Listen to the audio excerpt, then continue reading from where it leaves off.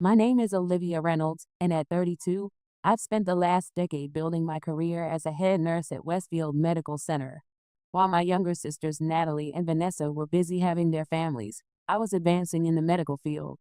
Don't get me wrong, I love my job, but sometimes I wonder if I missed out on something along the way. No husband, no kids, just me in my cramped office near the nurse's station with a view of the hospital parking lot. It was the end of a grueling 36-hour shift when my phone rang. Natalie's name flashed across the screen, and I answered while updating patient charts at the nurse's station. Hey, Liv, Natalie's voice chirped through the speaker. At 26, my youngest sister had always been the bubbly one. Got a minute? Sure, what's up? I pushed aside a stack of patient files, my eyes burning with exhaustion as I reviewed medication orders. You remember Mom's turning 60 in 2 months, right? She paused for effect. Well, we're planning something special, and we need everyone to chip in. That got my attention. Okay, how much are we talking about? When Natalie named the figure, I nearly choked on my lukewarm coffee. It was more than what I'd spent on my last vacation, which, come to think of it, was 3 years ago, and I was still paying off my student loans.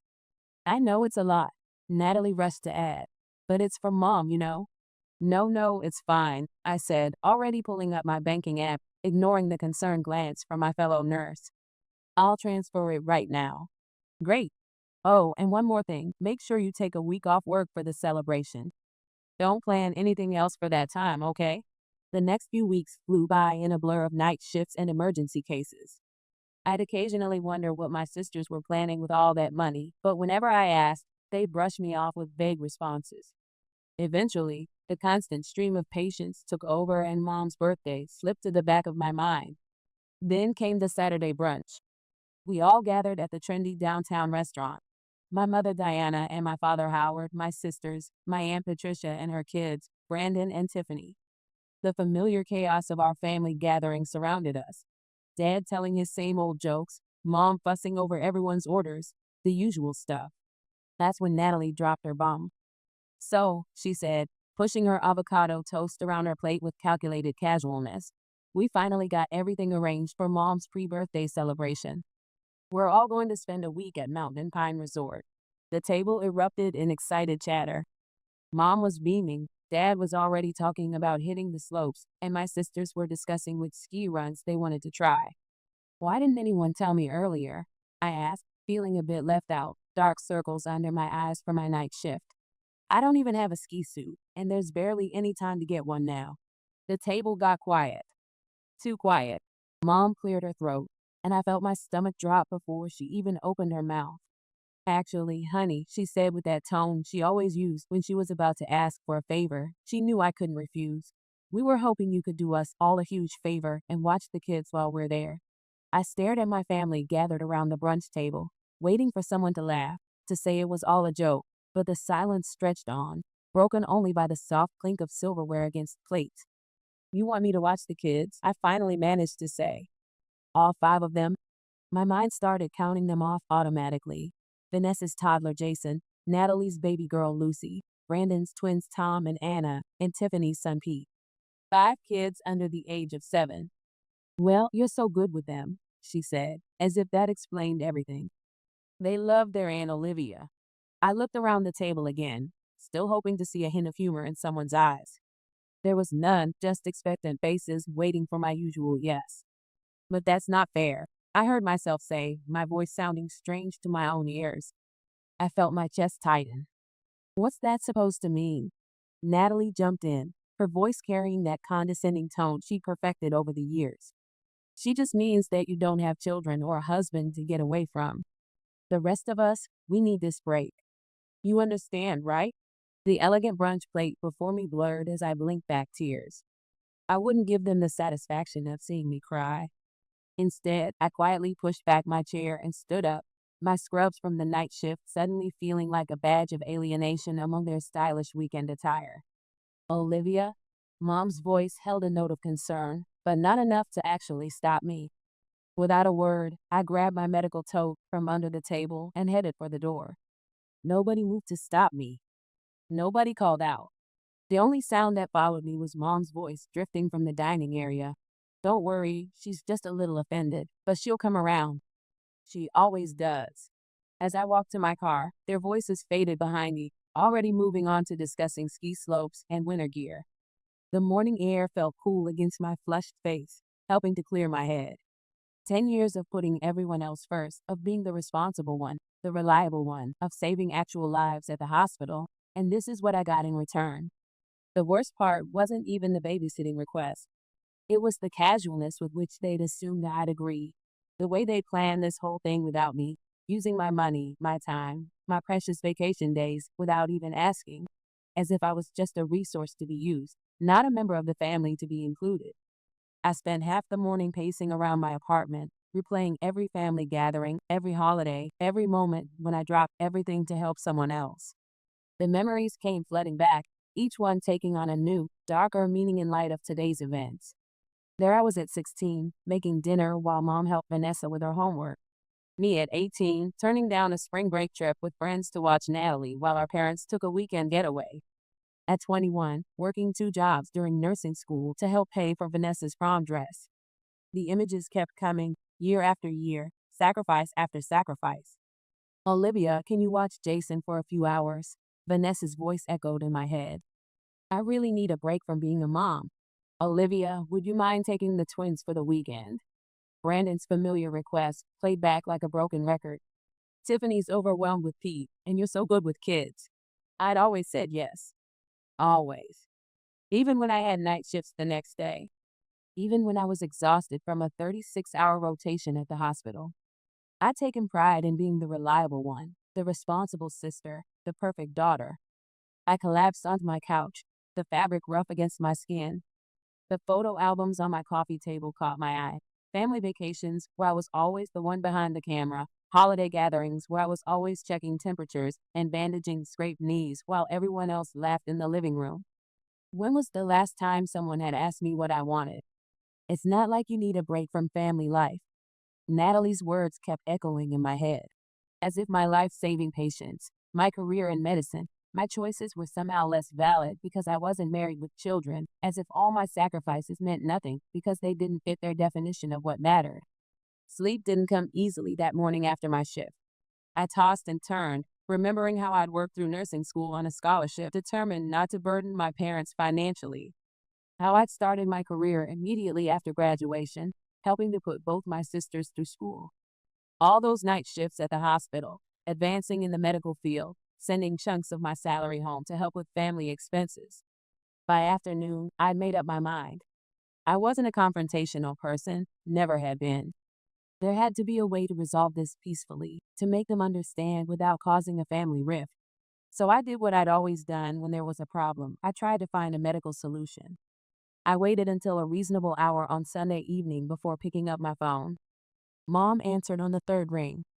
Hi, Mom, I said, keeping my voice steady. I've been thinking about the resort trip. Actually, I have a solution. I'll arrange for Melissa from pediatrics to babysit all 5 kids. She's an incredible pediatric nurse with years of experience.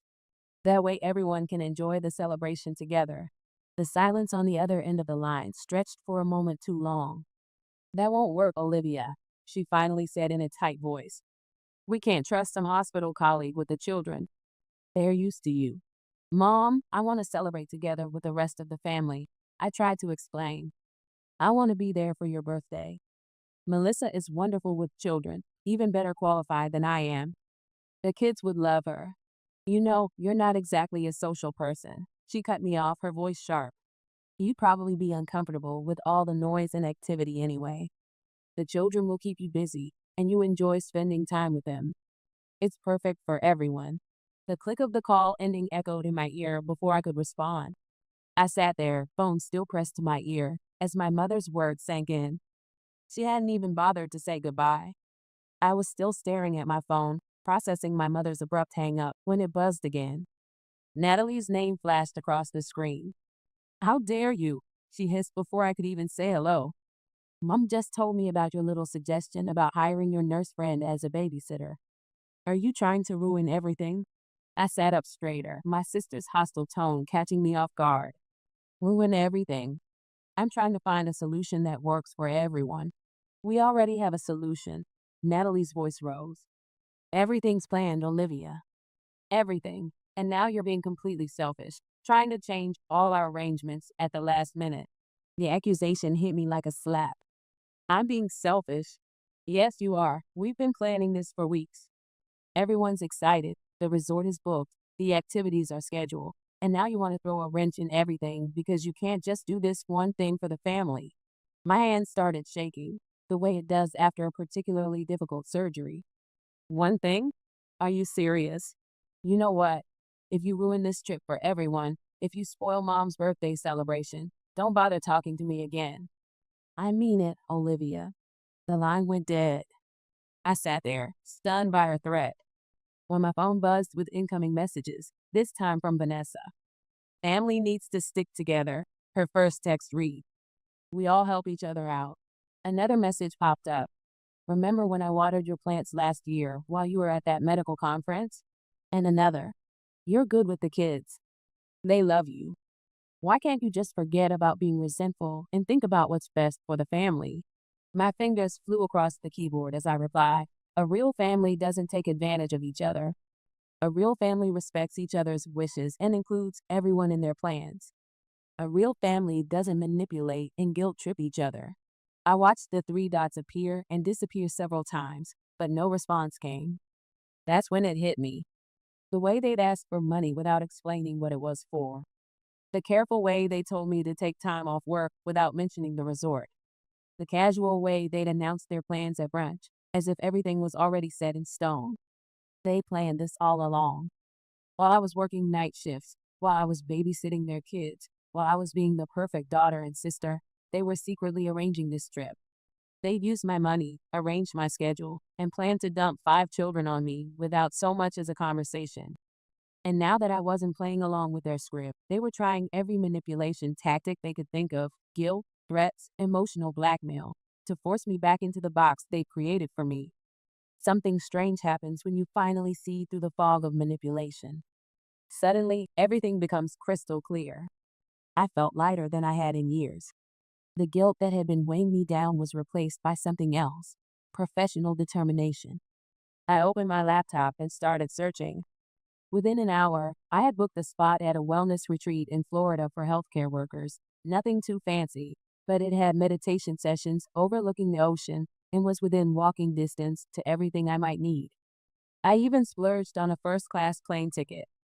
I had plenty of money since I wouldn't be skiing. The next few days at the hospital were surprisingly peaceful. My family had stopped calling and texting. They probably thought I was home preparing for a week of childcare, maybe buying extra snacks and planning activities. The thought made me smile as I packed my yoga clothes and new swimsuit. Taking a wellness retreat in the middle of winter, my colleague Marcus asked when he saw me checking the Florida weather forecast.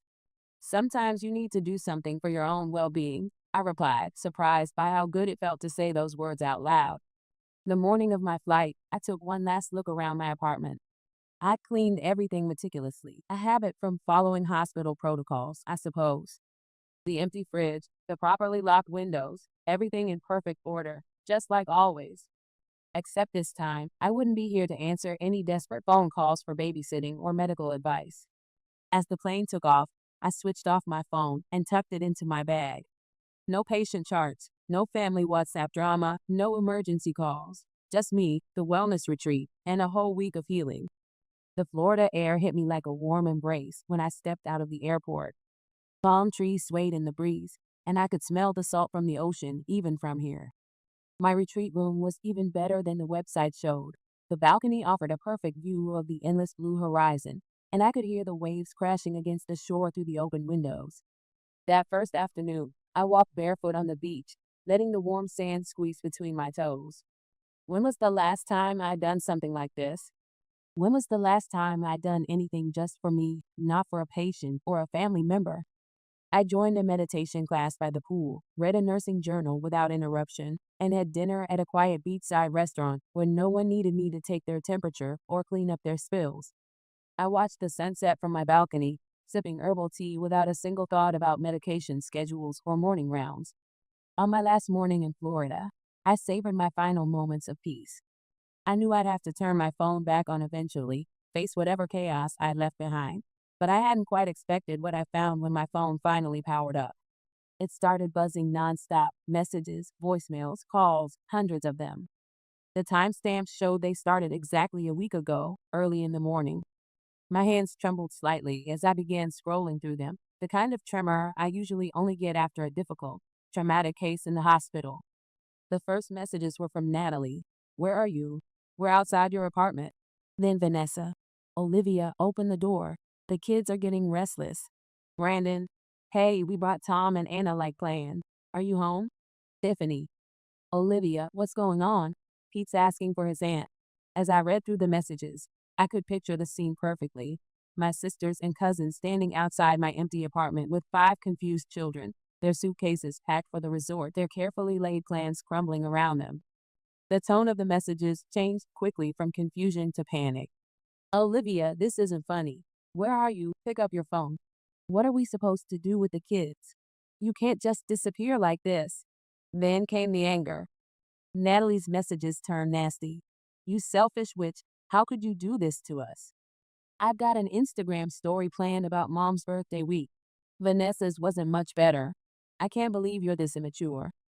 Mom's birthday is ruined because of you after all the times I've covered your hospital shifts. Patricia's messages made me wince. I'd never seen her use that kind of language before. You ungrateful little. You've ruined everything. These children were counting on you. What kind of nurse abandons children? Mom's messages started later in the day. I'm so disappointed in you, Olivia. I never thought you'd be this selfish after everything we've done for you. Your medical degree doesn't make you better than us. Dad, who rarely texted, had sent just one message. Your mother is crying. I hope you're happy with yourself. The voicemails were worse.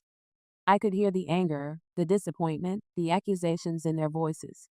One from Natalie even had Lucy crying in the background, as if to twist the knife deeper. Messages from extended family members I hadn't talked to in months suddenly appeared, all of them condemning my behavior. You've always been so reliable as a nurse. How could you do this to your own family? Those poor children who trust you. You ruined everything. What kind of healthcare professional are you? I sat there in my peaceful retreat room, reading message after message, learning exactly what my family thought of me when I finally stopped being their convenient medical solution. The words they used, the names they called me, the assumptions they made about my character. It was like discovering a new diagnosis, one that had been hidden behind fake smiles and casual requests for medical assistance. Without responding to any of them, I packed my bags and headed to the airport. It was time to go home, but I wasn't the same Olivia who had left a week ago.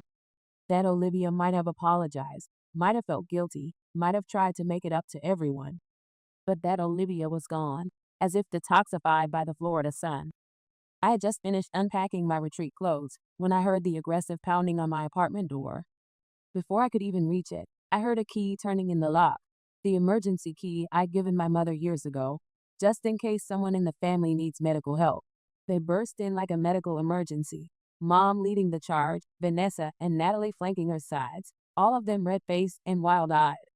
The peaceful feeling I'd cultivated in Florida evaporated instantly like alcohol on a wound. Do you have any idea what you've done? Natalie screamed, stepping forward. You ruined everything, everything. My Instagram followers were waiting for those family resort photos. I stood my ground, watching them unleash their fury in my living room. The same living room where I treated their children's fevers countless times, where I canceled my own plans to accommodate their medical emergencies, where I'd always been the reliable nurse. Mark and Greg refused to stay with the kids, Vanessa spat out, referring to their husbands. They both suddenly had important business to take care of, so Natalie had to stay home with all 5 children while we went to the resort. She missed Mom's birthday because of you. The whole trip was ruined, Mom added, her voice rising. Nobody could enjoy themselves. All we did was talk about how you betrayed us, how you let everyone down. Dad couldn't even ski properly. He was so upset. They continued their tirade, talking over each other, each one trying to outdo the others in expressing their disappointment and anger. The more they talked, the more absurd it all seemed, until something inside me broke, but not in the way they expected. I started laughing, the kind of release that often comes after a particularly stressful surgery. The sound of laughter cut through their accusations like a surgical knife. They stopped mid-sentence, staring at me as if I lost my medical mind. What's so funny? Mom demanded my answer as her face flushed darker. What could possibly be funny about this situation? I wiped tears of laughter from my eyes. Don't you see how ridiculous this is? Do you really not understand how absurd you all sound right now? As a nurse, I deal with actual life and death situations every day. Absurd? Vanessa sputtered. What's absurd about you? You secretly planned this entire trip. I interrupted, my laughter fading, but my voice steady like when I'm explaining a difficult diagnosis. You decided without asking me that I would watch your children. You took my money, told me to take time off work, and then just assumed I would fall in line with your plans. And now that everything fell apart because of your assumptions, you're here calling me the villain? But you've always helped before, Mom said, her voice smaller now, confused. And that's exactly the problem, I cut in. Because I always helped, you started taking advantage of me. You stopped seeing me as a daughter or a sister and started seeing me as free medical childcare. You stopped considering my feelings, my plans, my career. That's not true, Natalie protested, but her voice lacked conviction. Really? I raised an eyebrow, the way I do when questioning a doubtful diagnosis. Then why didn't you include me in the planning? Why didn't you ask me if I wanted to go to the resort? Why did you just assume I'd be happy to stay behind with 5 children while everyone else celebrated? I watched their faces, hoping to see some realization, some understanding of how they treated me. Instead, I saw their expressions harden like patients refusing treatment. You're being selfish, Mom said, her voice cold. You've ruined my birthday. You've hurt your sisters. You've disappointed the children. This isn't how I raised you. Your medical training was supposed to make you more caring, not less. I felt the last thread of hope snap. No, Mom. You're the ones being selfish. This whole situation is your fault, not mine. And my medical training taught me that sometimes you have to make difficult decisions for the health of everyone involved. Mom drew herself up to her full height, her face like stone. If that's how you feel, then perhaps. Perhaps I don't have a daughter named Olivia anymore. All those years of supporting your medical education are wasted. If that's what you think, Mom, I said quietly, with the calm that comes after making a correct diagnosis, then so be it. It's been 6 weeks since that final confrontation in my apartment. 6 weeks of silence, broken only by the occasional notification when one of my family members makes another thinly veiled post on social media. Some healthcare professionals only think about themselves, Mom wrote last week, followed by a dozen sympathetic comments from relatives and family friends who only know her version of the story. Family should always come first, Natalie posted yesterday with a filtered photo of her daughter. So blessed to have people in my life who understand what that really means. Hash family first, hash mom life. Vanessa's latest was a long paragraph about toxic people who destroy family bonds with their selfishness and hide behind their careers. She didn't tag me, of course, but everyone knew who she was talking about. A few months ago, these posts would have devastated me. I would have spent hours crafting responses in my head, losing sleep over their words, wondering if maybe they were right, the way I second-guessed difficult diagnoses. But now I just scroll past them, sometimes with a small smile at how predictable they've become, like the stages of grief. I've changed my routine. Instead of spending my weekends on standby for emergency childcare and medical advice calls, I've joined a medical professional support group. The first meeting felt strange, sitting in a community center on a Saturday morning, knowing my phone wouldn't ring with a desperate plea from one of my sisters about a fever or rash. Last week, I applied for a medical mission trip to South America. I didn't have to check with anyone's schedule or make sure it wouldn't conflict with someone else's needs. I just saw the opportunity to use my skills where they'd be truly valued and took it. Sometimes, in quiet moments between patients, I think about my nieces and nephews. I miss them, but not the way they were used as weapons against me.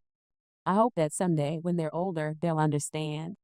Maybe they'll even recognize the same patterns in their own lives and choose differently. I still have the emergency key Mom used that last day. I should probably mail it back, but something stops me each time I think about it. Maybe part of me hopes that one day they'll understand, that they'll see how their actions and expectations were unfair, how they took advantage of my medical knowledge and care for them, that they'll realize family doesn't mean sacrificing your professional integrity to meet everyone else's demands. But I'm not waiting for that day anymore. I'm not putting my career on hold hoping for their approval or understanding. For the first time in my life, I'm prioritizing my well being like I advise my patients to do, and it feels therapeutically right. Yesterday, I deleted my family's WhatsApp group from my phone. I didn't make an announcement about it or try to explain myself. I just quietly removed myself from one more obligation, one more source of stress, like removing a bandage that's no longer needed. Some might call this selfishness. My family certainly does. But I've learned that there's a difference between being selfish and practicing self care. Sometimes the healthiest thing you can do is step away from people who can't see your worth beyond what medical advice you can provide for them.